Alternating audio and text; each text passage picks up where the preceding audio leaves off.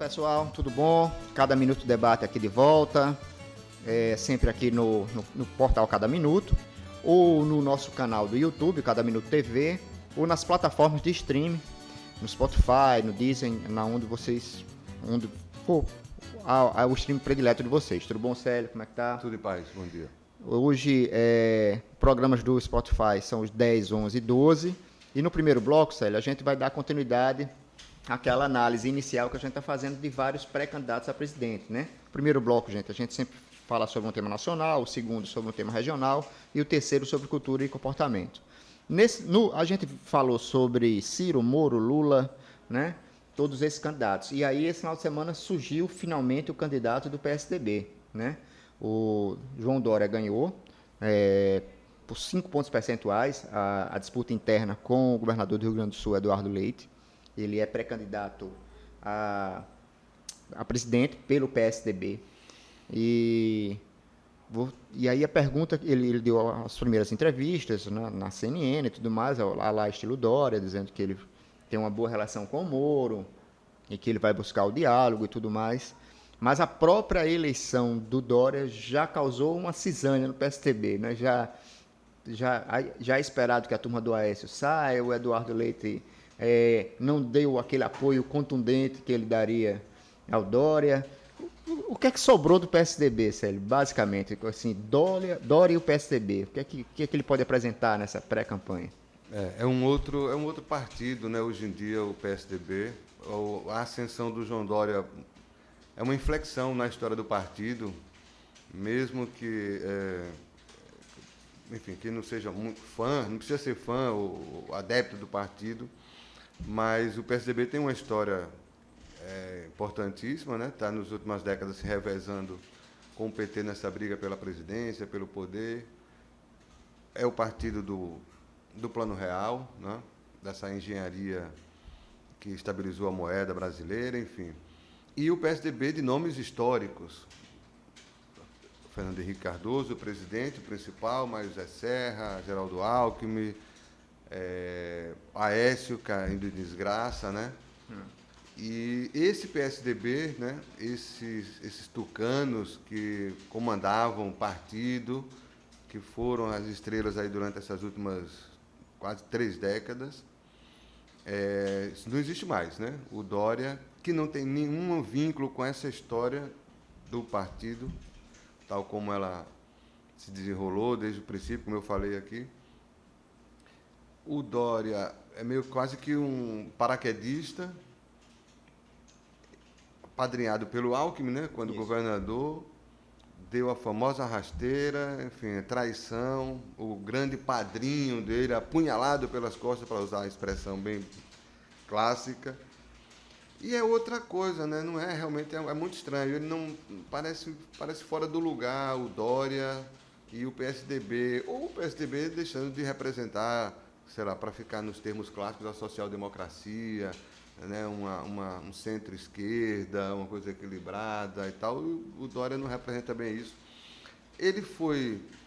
A façanha do Dória mais remota é quando ele foi presidente da Embratur, uma empresa de turismo no país, ainda no final dos anos 80, no governo Sarney, e teve a brilhante ideia de transformar a maneira dele achou de combater a seca ou a miséria do Nordeste era transformar a seca em atração turística, né? Talvez seja o mais próximo que ele chegou da região do Nordeste, foi? Porque, ou nos resorts da Bahia, quando ele faz aqueles eventos. Ele virou empresário, criou o LID, né, um grupo de empresários e tal, que fazia um grande evento, principalmente na Bahia, em resort de luxo e tal, anualmente, tudo bancado pelo governo federal, atravessou o governo Fernando Henrique, o governo Lula, o governo Dilma, sendo financiado nesses grandes eventos que eram um converscote com as grandes lideranças políticas e empresariais do país.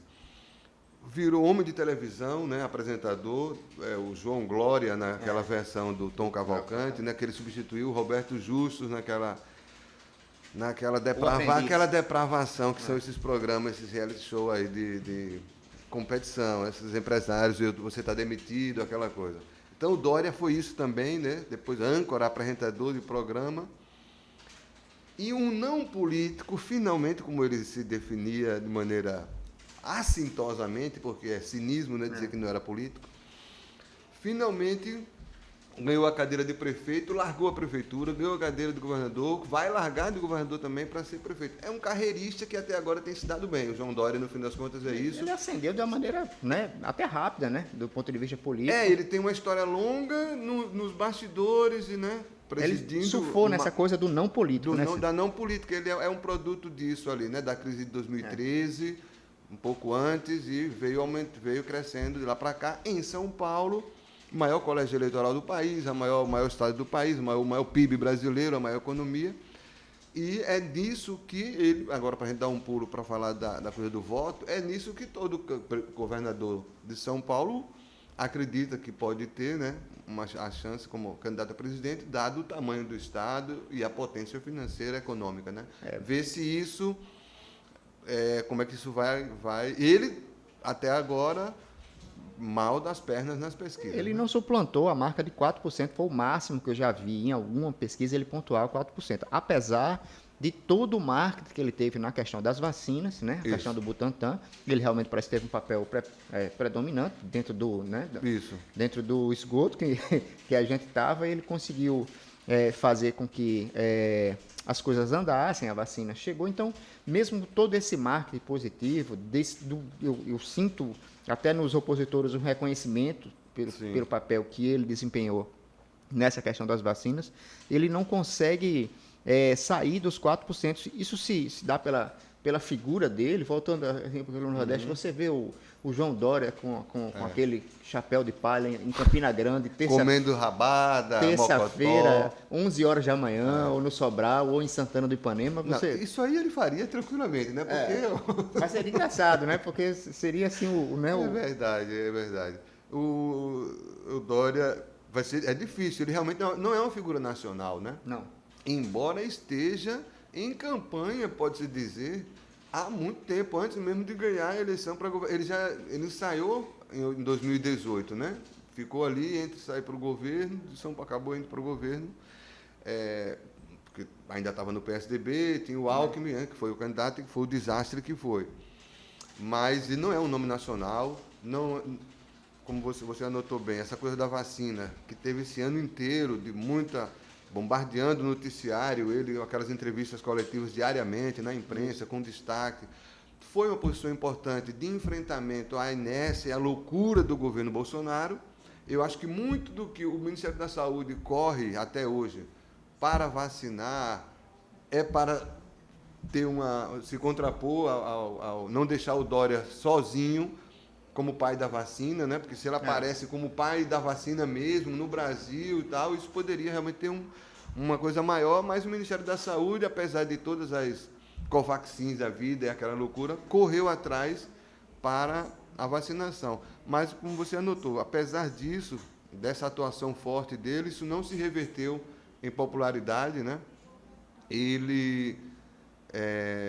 na capital de São Paulo, ele perdeu a eleição, né? Ele ganhou por causa do interior. Nas pesquisas de São Paulo, do Estado, a rejeição dele é quase o dobro da aprovação. Isso, é verdade, ele vai mal, inclusive em São Paulo. Então, tanto por causa dessa indefinição de números, se vai deslanchar ou não, a gente conversava antes, tem esse namoro, essa troca de gentilezas com o Sérgio Moro, né? Se estão ali na mesma faixa, esses candidatos que querem ser a terceira via ou alternativa. Então, a imprensa já especula hoje que de João Dória vice do Sérgio Moro. O Eduardo Leite deve deixar... pode sair do partido, né? Não é um derrotado que ficou feliz e que concorda que vai trabalhar pelo time. Não, o PSDB está rachado.